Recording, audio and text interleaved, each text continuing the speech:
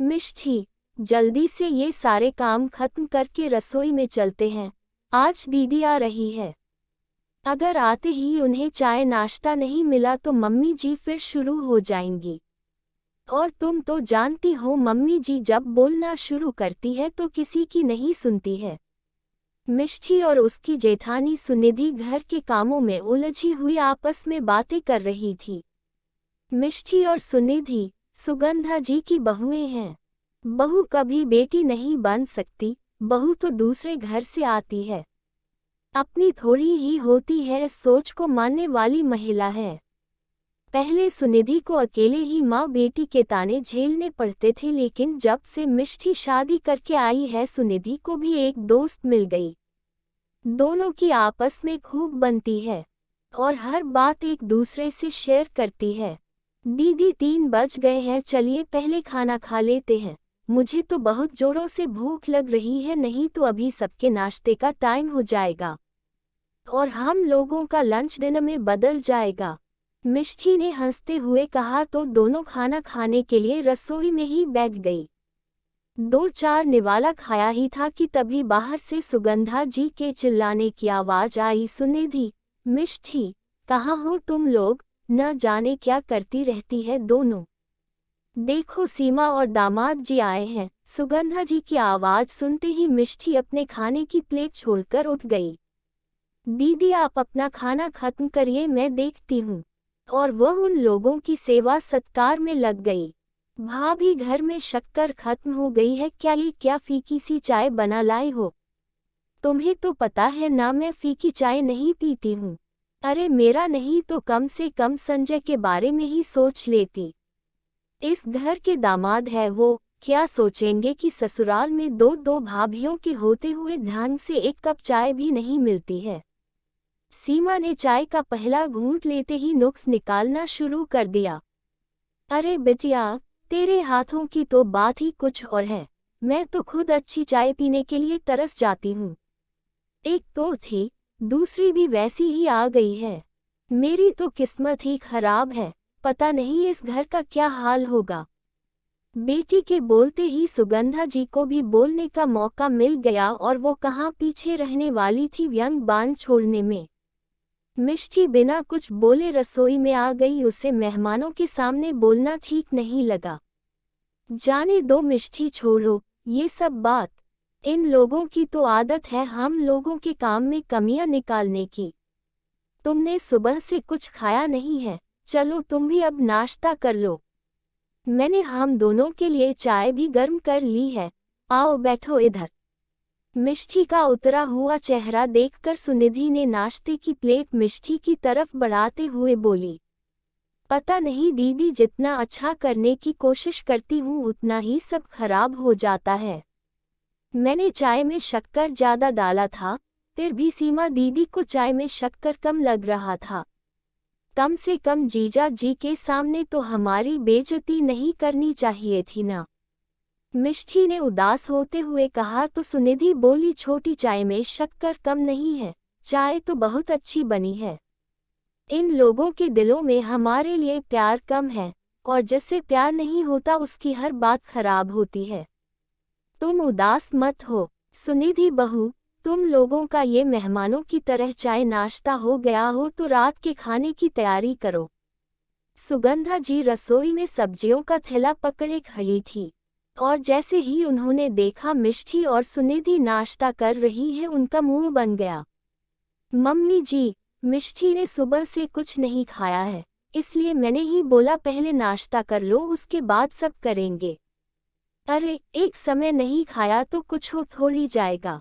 हमारे समय में तो कामों में लगे रहते थे और मेहमानों के आने पर खाने पीने की तो सुध ही नहीं रहती थी, बस उनकी सेवा में लगे रहते थे। अच्छे से अच्छा बनाना, खिलाना, उनके हर आराम का ध्यान रखना। लेकिन तुम लोगों से ये क्यों होने लगा? वैसे भी मेरी बेटी तुम लोगों को हमेशा से बोझ लगती है। नहीं मम्मी जी, बस हम जा ही रहे थे खाने की तैयारी करने, सुनिधि ने कहा। ये लो सब्जियां और पनीर। आज रात खाने में पनीर कोफ्ता, मिक्स वेज, आलू दम, कश्मीरी पुलाव, मिस्सी रोटी और मीठे में मखाने की खीर बना लेना। और हाँ, जल्दी जल्दी हाथ चलाओ, तुम दोनों बैठी गप्पे मार रही हो, समय का तो कुछ ध्यान ही नहीं है। सब्जियों का थैला वही रसोई में रख कर सुगंधा जी चिल्लाते हुए बाहर चली गई। सुनिधि और मिष्टी भी जल्दी से रात के खाने की तैयारी में लग गई। 9 बजते बजते खाना टेबल पर लगाकर सुनिधि ने कहा, मिष्टी, मम्मी जी और दीदी को बुला लाओ खाने के लिए, वे लोग शायद ऊपर छत पर है। और तब तक मैं बाकी लोगों के लिए खाना परोसती हूँ। ठीक है दीदी, बोलते हुए मिष्टी उन लोगों को खाने के लिए बुलाने ऊपर चली गई। माँ, तुम मिष्टी भाभी पर नजर रखा करो, किससे बात करती है, क्या बात करती है, किसका फोन आया है। भाई की पसंद के आगे हम कुछ बोल नहीं पाए, लेकिन माँ तुम ही सोचो, वो लड़की हॉस्टल में रह कर आई है। वहाँ कौन देखने गया था कि क्या करती थी, कितने लड़कों के साथ घूमती थी। मैंने तो तभी कहा था ऐसी लड़कियां क्या किसी की गृहस्थी बसाएंगी। ऐसी लड़कियों का तो कोई चरित्र थोड़े ही होता है। मिष्टी ने अनजाने में सीमा को सुगंधा जी से कहते हुए सुना। क्या हॉस्टल में रहने से किसी का चरित्र खराब हो जाता है या उसके पुरुष मित्र होने से?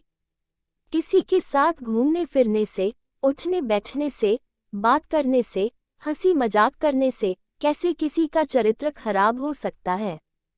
चरित्र मापने का ये कौन सा पैमाना है जिसमें सिर्फ लड़कियों का चरित्र मापा जाता है, लड़कों का नहीं?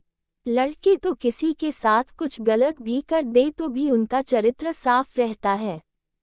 दोष तो उन बेचारी लड़कियों का होता है जिसके साथ गलत भी होता है और उनको समझने की जगह लोग उन पर ही दोष लगाते हैं।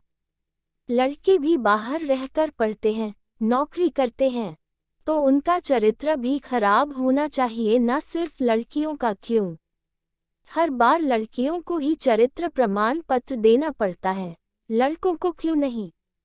सच कहते हैं लोग, औरत ही औरत की सबसे बड़ी दुश्मन होती है, दूसरा कोई नहीं।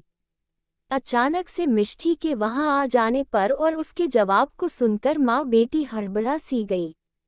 मिष्टी, ये क्या तरीका है अपनी नंद से बात करने का? तुम्हारे माँ बाप ने ये भी संस्कार नहीं दिए कि बड़ों से कैसे बात करते हैं?